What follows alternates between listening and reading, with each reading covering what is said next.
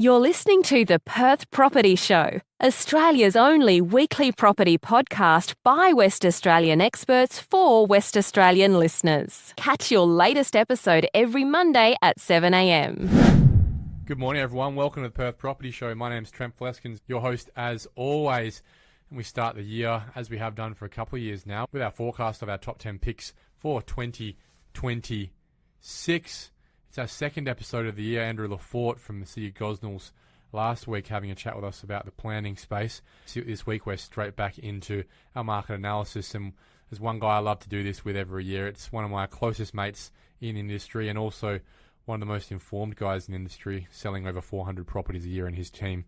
It's Rash Dhanjal from Team Rash at the agency. How you going, mate? Morning, Trent. How are you? And thank you for the invite, and Happy New Year to you. Yeah, same to you, and thanks for coming in for a Wednesday morning episode this year. I only got back from holidays on Monday afternoon, so apologise to everyone who's messaged me already saying, are you okay? Are you alive? What's going on? I needed a bit of a break. So we're a couple of days late this week, but I reckon for a annual forecast, we can handle that. Yes, we can. And is this the 8th year? How long? I think we're in our 8th season. Yes. Amazing. Congratulations on the podcast and lots of value. I listen to it every week as well, so good work. And let's see how we go this year. Thank you, mate. Let's do a quick market update for everyone.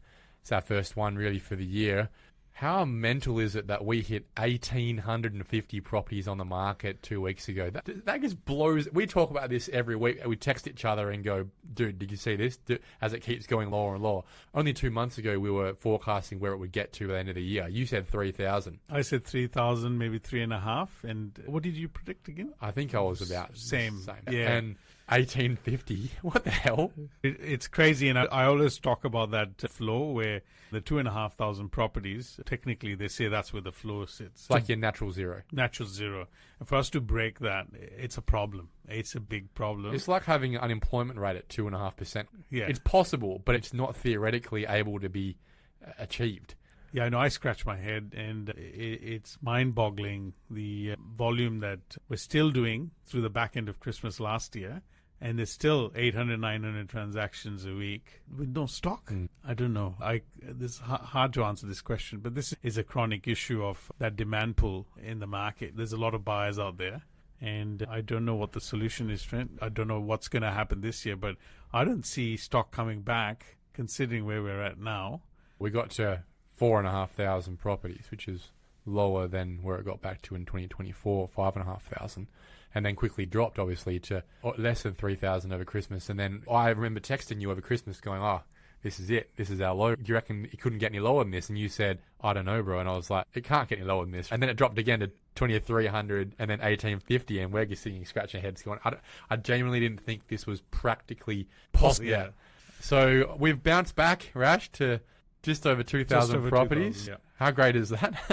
That would have been a record low over Christmas. But is it great? I know it's trending in the right direction, but if we're here next week and we're down to 1,800 again, I don't think we will, but because there's a lot of stock coming on the market. What we understand is there's a lot of listings that have been sitting there hibernating over Christmas, waiting to be brought on the market. Shane Beaumont told us that early December that he's got a lot planned, and he's 200 listings a year himself. They've got a lot planned in Haven for the second half of January. You guys, I assume, have been holding a bit back, been on holidays. There's no reason why it can't get up to 3,000 by the end of January if the stock starts to come on. But at the same time, that's being combated by what we'll probably end up seeing again is another 900 transactions a week coming back through. That means we're having to bring in over that 1,200 properties a week in the next couple of weeks just to combat that over the next couple of weeks if we even want to get close to 3,000, let alone 4,000 or 5,000 by mid-year. I think the theme of this year is the new normal for everything. Okay. Like, you think about it this way. If 3,000 becomes the new normal moving forward, and I predict that 3,000 sort of where we're going to get in Feb, like you just mentioned, everything's the new normal. The land rates are the new normal. The cost of buildings is the new normal. Like, all this might just become $1 million as a median house price in house and land suburbs is going to be the new normal. Yeah. So I think the theme of this year is just the new normal. And the more we start maybe looking forward and saying, okay, we've got to let go of the past and maybe think about things a little bit different, because the demand's pulling pricing up and the cost of everything is on a new normal. So if you look at from construction costs and the land costs. Nothing's changed, really. It's just growing in the same direction. And it's not coming down. Do you think land rates are going to drop again? No, land rates can't really drop because costs to construct those have gone up in the same way as the conversation we have about apartments. You know, it just doesn't get built if it doesn't sell for the right price. So, no, I don't think any of that is dropping. It's interesting to know, and we probably need to make another episode about this, the interaction between how the market is perceiving the East Coast performance to be Sydney, Melbourne. We're starting to see a lot of concern around those markets. We'll do another episode on that. But what we expect, obviously, is more growth this year in Perth. I think everyone around the country is in consensus that Perth will be 1 or 2 in the nation. And so let's talk about what we expect growth to look like in our top 10s, like we did last year. Let's quickly, if we can, have a look at how we performed from 12 months ago. Yep. We had 10 picks from me, 10 from you, and 10 picks from ChatGPT. Correct, yes. Right? I'm fairly humbled by this, because I got 0 out of 10. All of my suburbs went up, as you would expect in terms of value, but they certainly didn't hit the top 10. Did you get any in the top 10? No, I didn't. And so maybe we should shut the podcast down. Yeah, shut it down. Zero value service. I will say this, as an average for us both, we picked last year to be a 10% growth, maybe double digits, and we were pretty confident that's going to be really healthy. And amenities is going to be the way, and that fundamentally the best way. But we had 2 kind of different market runs here. There was first half, and I'll call it the second half. That was highly influenced by government policy and bringing the 5% scheme. Interest rates, election, tariffs. Correct.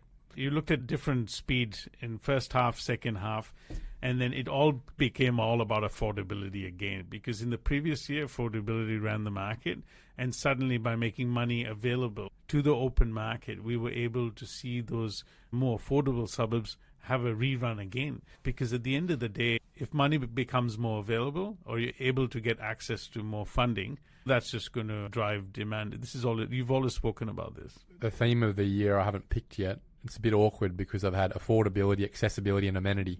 I'm trying to find more words that start with A, but I don't think I'm going to be able to. I think it'll be something around fear or greed this year. I think we're starting to see a bit of that come into it, with a tinge of affordability as well being probably the limiter as prices continue to rise and rates don't expect to go down, possibly up. But I'll keep mulling on that over the next few days before our next one. Let's look at how we did anyway. My picks last year were places like Shenton Park, Bicton, North Fremantle, Churchlands, Leederville, Trigg, City Beach, Willerton and Mount Pleasant. They were all essentially A-grade, blue-chip suburbs. My theme was amenity. My theme was that people would be flocking to amenity as interest rates started to lower. I think I jumped the gun a little bit on that, in that interest rates didn't lower as quickly as I thought they would. And the 5% scheme, which did have a big impact, was obviously on the lower part of the market, which really pushed a lot of those suburbs much higher than how these have performed. They've all done well around the average of low teens, so we would have made money in that top 10, but it's just been outperformed clearly by a top 10 we'll talk about in a minute that has obviously been impacted by that 5% scheme and outperformed my theme of amenity. So I think it still worked. Amenity did work. There was a flight to amenity last year with interest rates dropping. But it was just outperformed by the 5% scheme. What were your 10 picks again? Ascot, Rivervale, Padbury, Craigie, Harrisdale, Piarwater, Southern River, Maylands and Brabham. You performed better than mine. You really hit a lot of your suburbs were mid to high teens. Why do you think that was? Again, I feel that these were highly influenced by that 5% scheme. So just a lower price point, more room to grow, and more impacted by the 5% scheme. Correct. And of course, Ascot and Rivervale, like last year, I felt had a lot of value. My number one pick was Ascot and finished at 19.3%. Yeah, it's right up there. Take that any year. You would have been 11th pretty much. So you were right there near the top 10. What did ChatGPT have? ChatGPT had Peppermint Grove, Swanbourne, Dalkeith, Cottesloe, Applecross, Waterman's Bay, Mosman Park, Nedlands. So I think that was the interesting point last year, that ChatGPT actually agreed with the theme of where I was going last year in the amenity chase. It was going for a lot of blue chips that hadn't had a lot of a run. Yep. And also just if interest rates are dropping, this is where the money is going to want to go. ChatGPT performed the worst out of all three of us in that space, I think.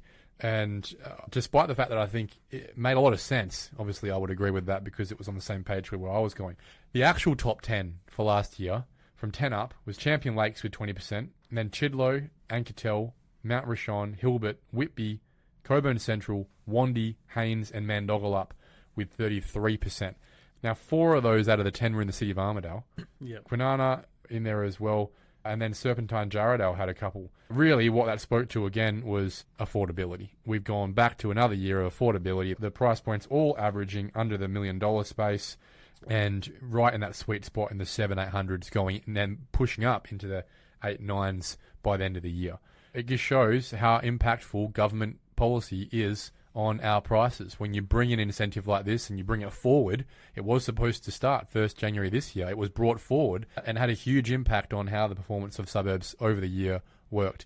That will continue. And in my opinion, that is one of the biggest drivers. And my top 10 this year, Rash, has flipped on its head to really be a lot of suburbs that are left over in that sub 850 space that will continue to be impacted by this 5% scheme. What's the theme of your top 10? Very similar. Which suburbs are right on that brink, didn't grow, but have the potential because the neighbouring suburbs have done really well. And it's only natural when the stock levels are this low. We will have low stock all year.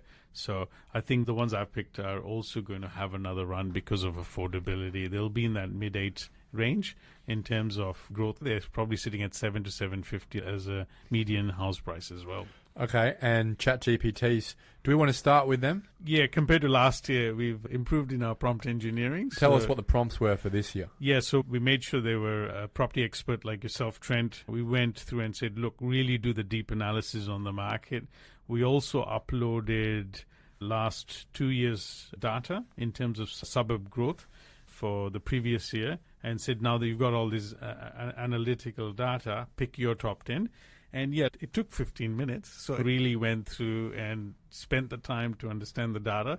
So let's see how we go. Should I go hit them now? Yeah, let's start with ChatGPT and see if we got any of those as well. And I can promise all listeners, we did our numbers before we did ChatGPT. So Correct. There's been absolutely no influence. I'm interested to see if any of my top 10 are on there. All right. So Upper Swan. Okay. So 2025 had 17% growth. And 2024 again 17, so steadily growing year on year. It's semi-rural. It's picked up Upper Swan as number 10. Okay. Belmont at number 9, so similar to that Ascot, Rivervale, City of Belmont. It's picked it as well. And at number 8, it's got Haynes, City of Armidale. So Haynes was in last year's top 10 growth. It had 22%, $740,000 median price last year. It reckons it's going to have another run. Yeah, it reckons it'll have another run. And of course, with that 850 so it's just going to continue to grow from there. In the 7th spot, Rolly Stone, which was an interesting one there, but it has picked Rolly Stone as well. Lifestyle choice, Rolly Stone. Really expensive to build given the clay and most of which is on a slope as well. So different building typology out there, but not the sort of place many people are choosing first up. If you've got a hills aspiration, you're probably a bit further north in your Darlington, Gooseberry Hills, Lesmurdy, Rolly Stone maybe is a price point for the hills. Yes, definitely. And a lot are trying to get into Rolly Stone. Mount Rishon did well last year, as we said. It was number 7 at 20% growth last year. Its median house price is now $950. So maybe Mount Rishon's gone for that run and Rolly Stone is the next off the rank. AI picked it in 2nd spot. You did? AI picked it. AI picked it in 2nd spot. Yes. Okay. So 7th in Rolly Stone, 2nd spot Mount Rishon. So at 6th, Harrisdale, which was my last year's pick. Again, the pattern is it said schools and amenity and very well master planned is why it's going for that. 5th spot, Greenwood, one of our more preferred ones. I think Greenwood's also lots more value considering what some of the properties are selling. That's a price point thing. We think about its neighbouring suburbs, Warwick, Padbury, Craigie, Duncraig. Careen. In Greenwood's always been the cheaper option, but its geographical amenity is the same. Really. Yeah. It's nice to see a City of Joondalup property in this list so far because really it's been your bottom quartile properties that you've been listing right now. Yep. Ascot, number 4. So we're backing Ascot again. Yep. AIs. And Wooroloo, which is near Gidgekannup. Yeah. Price point, rural. rural. And there's a big drive for people wanting to live there. So a lot of people want to get away. The city is getting busier, and we have a lot of our customers that are looking to get up. When you think about how many people are going to Bullsbrook, this is just outside Bullsbrook, isn't it? Yep, it's on that east side. And then again, Mount Rishon, number 2, and then Hilbert, number 1. Yeah, so it really what it's doing is it's looking at what happened last year, looking at those suburbs that probably got some space still, and then giving them an extra... And value, yes, value for money. Yeah, I can't really argue with where ChatGPT is. It's clear that it's speaking to affordability fat, and we speak with a lot of experts on this podcast that are very much aware that it is about that the gap of what's left in the growth in the market with regards to that 5% scheme that is probably going to dominate this year's growth. And so it makes sense. Let's see if we had any on that list as well. Do you want to go with all your 10 or one each? Oh, we'll just go one each. And if we find we have a similar one, we'll just jump in and say I had that. Okay, so good idea. The 10th spot, I have Beachboro. Okay, I didn't have Beachboro, but I've always been a fan. In 2024, I think I had Beachboro as my number 1. Yes. I think there's still a lot of gap in the market. If you see what properties are selling for in Morley at the moment. Even East Morley. Like, Even we're East in $1 million Morley. now. Yeah. And you're just not going to get enough stock around that area. There's a lot of growth. And there's the new film studio about to be completed. Is that Bennett Springs? That is in Bennett Springs. Yep. And I just think it only had 13.8% growth. And we are seeing a lot of competition in Beachboro. So I think my heart is close to Beachboro. I have a feeling that the market will keep growing. You know it really well. Okay, I had Mundajong in number 10. The reason I go for Mundajong is its proximity, and this is another sub-theme of my top 10 this year. It's directly east of Garden Island. You go west on Mundajong Road, you hit Rockingham. And as Rockingham and Baldivis become more and more expensive, we've got new land estates starting out there in Mundajong with Parcel and with Golden Group out there as well. Land Group's got some space there. I see they're simply by an outcome of new product out there. I think Mundajong will probably start getting into these lists that people otherwise would never have seen before, given its rural setting. It's now becoming part of Perth Metro, really. And so just simply as an outcome of it joining the urban space, I see Mundajong starting to tick up on its replacement value, new housing, but also the demand that will come in as a cheaper alternative to the Rockingham Baldivis side of things. So it might even be a Mandongalap of next year, basically, because it's a very similar thing happened in there, isn't it? Yeah, with Mandongalap number 1, Yeah. as long as it's done well. Mandogalup's a really nice estate that's been done by Satterley, and obviously right on the freeway, benefiting from the splash zone of Hammond Park, Success, Wandy, Auburn Grove. Mandogalup, I think, is just a brand new suburb when it comes to that urban environment that is going to benefit from the work side of things coming out of AUKUS, which is a big part of my analysis in the Rockingham Kwinana space. So that's my number 10. Your number 9? My number 9, I have Scarborough. Only grew by 10.5%. Yep. And the median house price is relatively the same to Stirling, for example, being a beach suburb as well. So I feel that one's going to grow a lot, and Scarborough is still very undervalued for a beach suburb. Is that because you think you're going to see a lot of growth in the unit space with the 5% scheme? No, this is for houses. Simply houses. Simply Okay. houses. I think based on what the median house price is there versus other value propositions nearby, it's undercooked. I feel like we might have a run on the beach side as well this year. Okay, I have Wellard at number 9. It had 14.5% growth last year. I think that's actually undercooked from what it probably would have otherwise been if it had a full year of the 5%. And again, there's nothing special about my analysis on this. It's close to the Rockingham Kwinana Centre. It's got a relatively new set of houses there. It's seeing growth. I think it's going to continue to see growth. Yeah, lots of value for money and almost forgotten at times where it is, and that's what you'll see. Big Indian population push into Wellard as well. And that has had an impact on prices across Perth in the last few years. All right, next one for me is Kundula. Interesting. Kundula being one of the cheapest suburbs in Perth, certainly one of the cheapest north of the river. Socio-demographic challenges over the decades reflected in its price.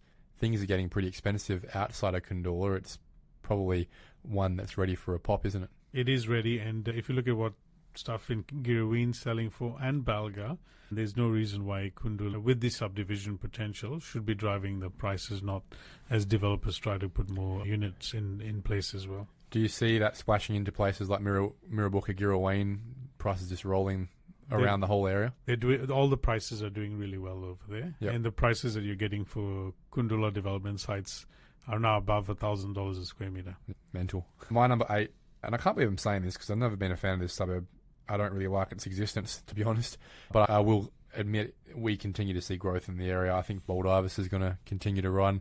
Simply as the work population for AUKUS starts to really push in, it's the newest housing outside of Wellard, close to Garden Island, and I can see a lot of push from defence housing into that suburb. A lot of those houses will fit the bill when it comes to their requirements for square meterage and age and those sort of things. Population growth drives demand, which drives house prices. And so I don't see any reason why we're not going to continue to see growth in Baldivis in the short to medium term, simply as a function of more and more people moving into that part of Perth for work. 100%. Good pick. It saw 10% last year, and I would have expected it to see more, given the percentage growth we've seen in a number of other suburbs in Perth. I've got Churchlands. I'm still picking Churchlands this year. I think you picked it last year. I think it's super undervalued based on the schools there. The only biggest issue with Churchlands is if we don't have the transactional volume in the area, we're not going to see the growth either. But my pick is Churchlands as well, based on where it's located. So is it possible I was a year early? Yeah, possibly. We'll soon find out, because we'll have to wait. We'll have to wait and see. We don't have a crystal ball. I think Safety Bay, the number 7. It might not be Safety Bay. It might be Waikiki. Might be Shorewater. But I'm backing Rockingham in for continued growth. It's hard to believe, given the growth it's had. But it's a brilliant part of Perth, and it will continue to see growth because of AUKUS. It might see some investors pulling out, but I think it will continue to see people moving into that space simply for work. Yeah, as the economy or people's personal wealth changes this year as well, you'll find that we'll have I call it a K economy, or the ones that have money are also having other options, but people will need affordability be the key, and there'll be a big gap as time goes on.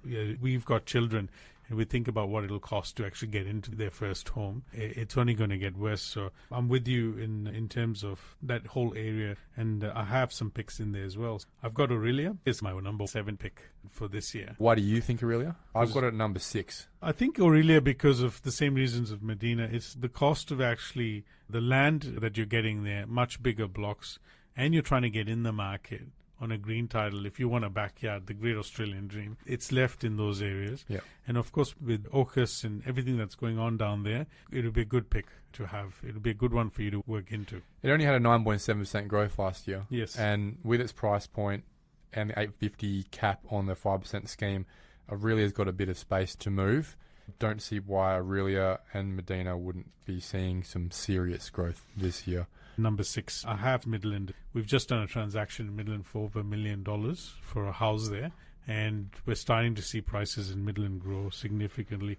Even though it's grown 17.2%, I think Midland's going to have another big run. Midland's got a lot of space. Yeah. It's a suburb that I'm nervous about long term because it was one of the biggest crashes in the last crash. But yeah, it also went up a lot on the way up. Okay, what was your number 5? Swanview. Why? Swanview is going to be potentially a better option for some people that don't want to live in Midland. And it didn't have much growth at 8.9%. There's some really good family homes there. Big blocks, some views as well. Views as well. Yeah. And that's why I had Swanview there. Yeah.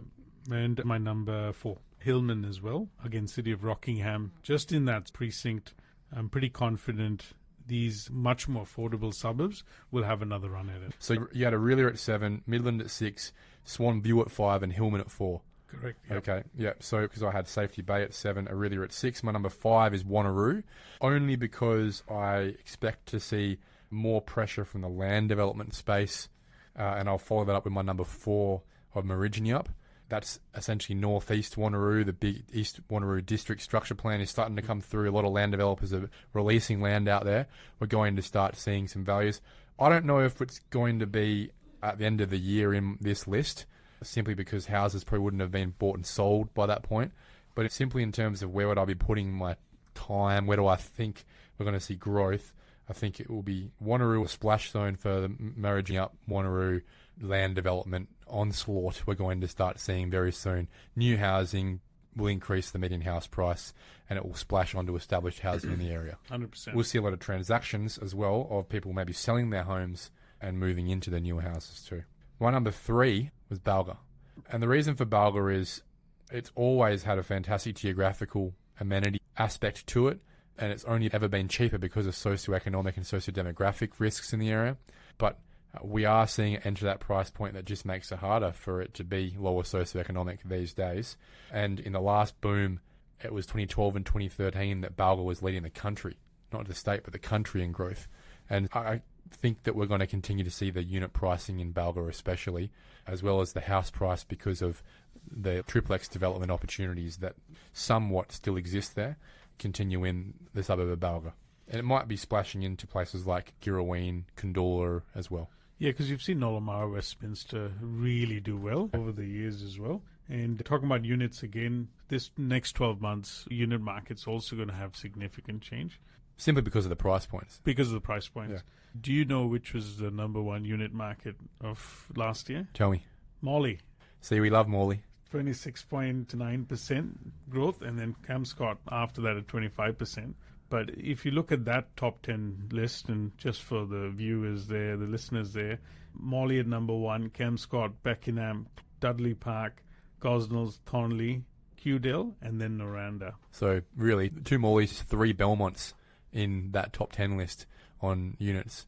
And it shows because fantastic amenity in Morley, fantastic amenity in Belmont. A lot of stock that's 10 to 15 years old that is going to be going up in value simply on replacement costs. There's no reason why we don't see those suburbs in there. What was your number 3? Shenton Park. See, this was my number 1 last year. Correct. So you really think I went a year early? Yes. And I think if we were here without the government intervention, we would have been having a lot more blue chip suburbs in that list. I think a lot of things happened quite oddly last year with the elections, the tariff war.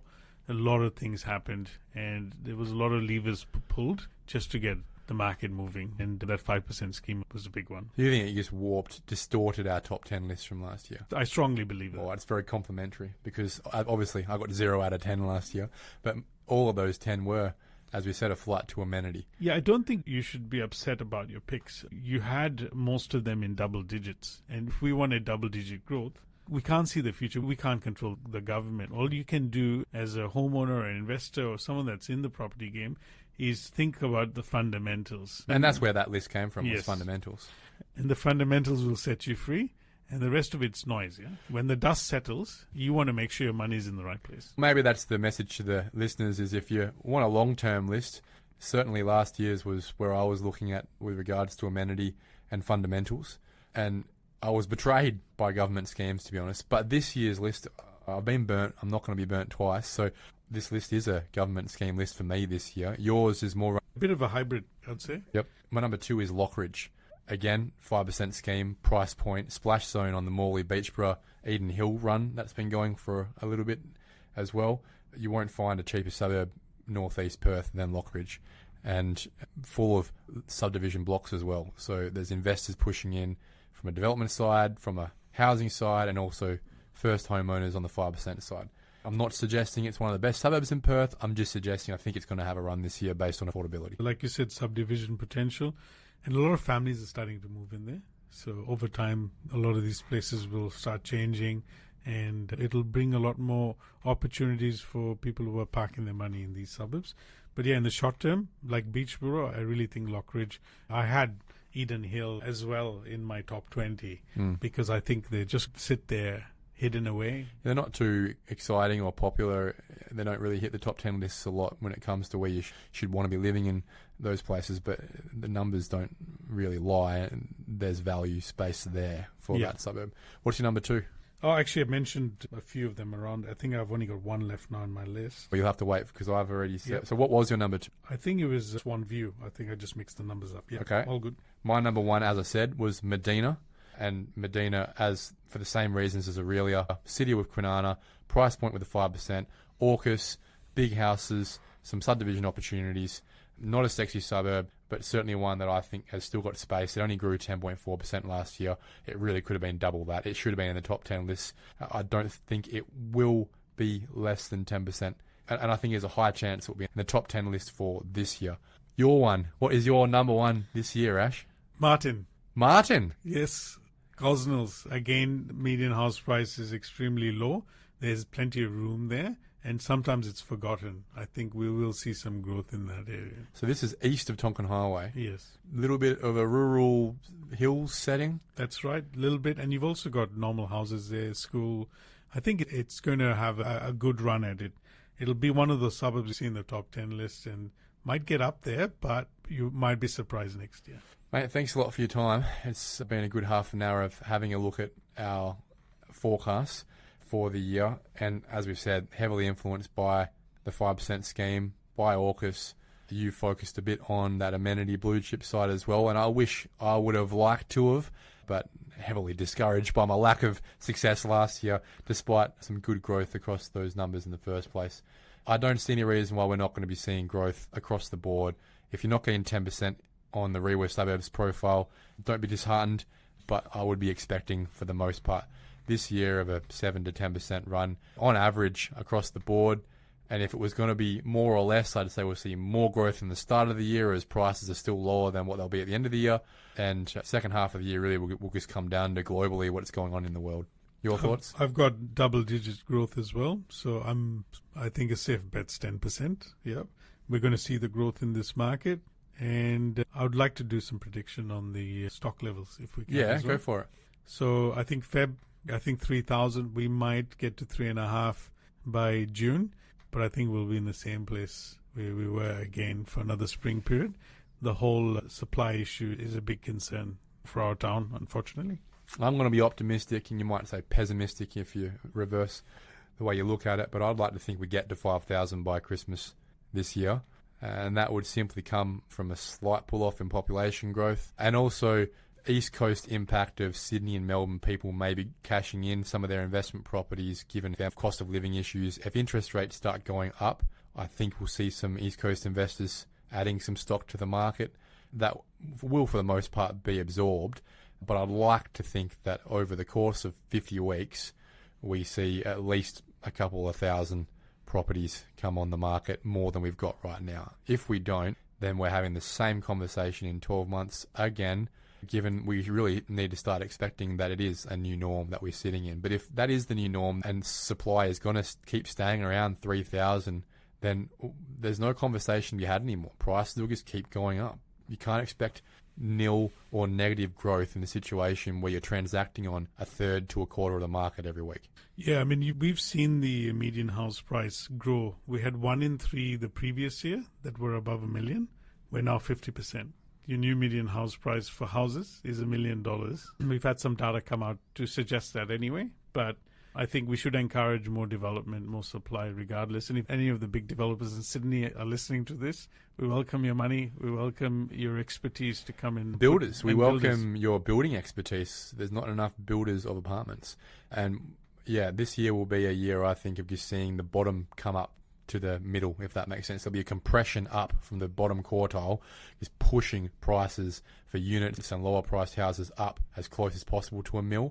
We're going to see that compress more than the mill up expand, if that makes sense. And that will bring the median house price up. It won't be homogenous, in my opinion, across the board, simply as people are a bit nervous about the global space, about interest rates rising. That will cause FOMO in the lower space simply on getting a loan, getting in the market. And that will just keep pushing prices much closer to the $1 million space than we've ever seen before. One last question for the expert. What impact does it have on... Minimal, mate. The current APRA situation where they are looking to limit banks' high-risk lending doesn't scratch the surface at the moment, because currently our high-risk lending is about 6%. It's not limiting anything right now. All it's doing is putting a backstop on lending if it ever gets to that point in the future. So for everyone listening, the APRA rules that came in last year limit the banks to 10% of their book having higher risk clients with debt to income ratios that are perceived to be higher risk. That's a prudent thing to do. You'd expect that for the most part banks should be keeping to that anyway, and they are, because their book only sits across the country at 6%. So right now it affects nothing. All it's doing is putting a backstop in for at some point in the next few years, if it ever gets close to, that's where it stays. I think that's a great thing for prudence. That's the point of APRA, the Australian Prudential Regulator, to make sure that banks never get into that scary position of lending high-risk loans to more than 10% of their book. But what it means right now is it's limiting nothing. It's not impacting anything right now because we aren't even scratching that.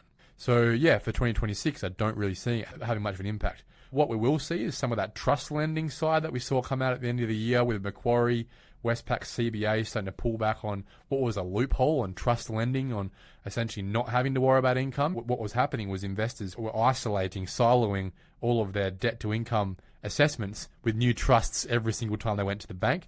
That was a loophole that was closed. That wasn't happening by a lot of people because most people weren't even clued on to doing it. But for those who were and were abusing the system, sorry mate, book's closed. But yeah, going forward across the rest of the market, I don't see the APRA side having a huge issue. What will be a dampener on the fundamentals of growth will be interest rate rises if they do come in. That's a wait and see. We don't know if interest rates rises will happen this year. That will come out with inflation if it does continue to persist.